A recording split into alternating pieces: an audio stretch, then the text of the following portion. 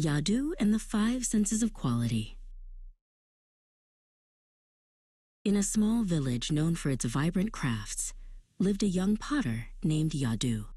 While his heart was full of passion, his hands created clumsy, lifeless pots.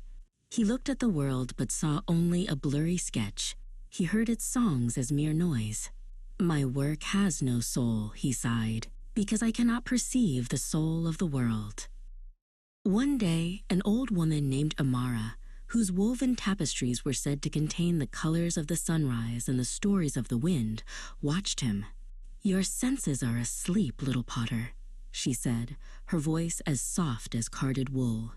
"The world is singing a song of infinite detail, but you are not listening. Let me teach you how to breathe, and you will learn how to see." Amara taught Yadu Nadi Sodhana, the breath that clears the mind's rivers. "Breathe in through the moon, out through the sun," she instructed. "Balance the currents within you." Afterwards, she handed him a single marigold. Yadu looked. It was just an orange flower, pretty but plain. He saw only color, not its life. For days, Yadu practiced the calming breath. He looked at the marigold again. This time, he gasped. He saw not just orange, but 100 shades from soft gold to fiery crimson. He saw the perfect, sacred geometry in the spiral of its petals and a tiny, perfect dewdrop that held the reflection of the entire morning sky. His pottery glazes were never flat again. Next, Amara led him to the chaotic symphony of the market. The shouting of merchants, the lowing of cattle, and the clatter of carts crashed over Yadu. It was a painful, meaningless wall of noise. He covered his ears, feeling lost and overwhelmed in the sonic storm. Remembering his breath, Yadu stood still and practiced.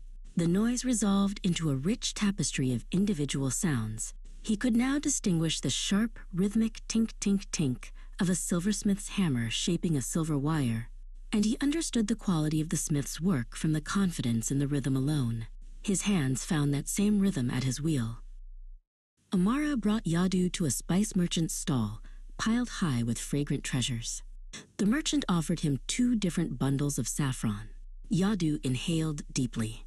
To his untrained nose, they both just smelled vaguely sweet and earthy. He could not perceive the immense difference in their quality or origin. He centered himself with his breath and tried again. The first saffron smelled of sun-baked earth and honey, a scent of pure, high-quality Kashmiri sunshine.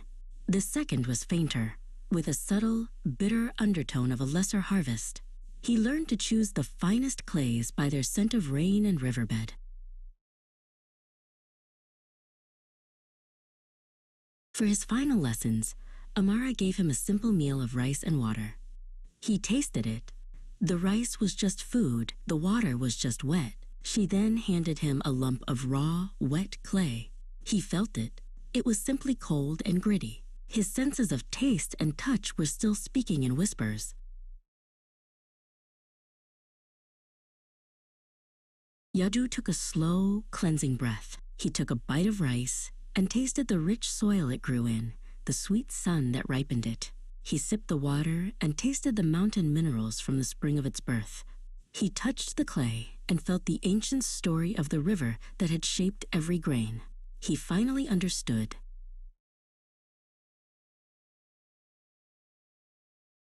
Yadu was no longer just a potter. He was a creator. Through the clarity of his breath, he had awakened his senses. He saw the beauty in the mundane, heard the music in the noise, and felt the soul in his materials.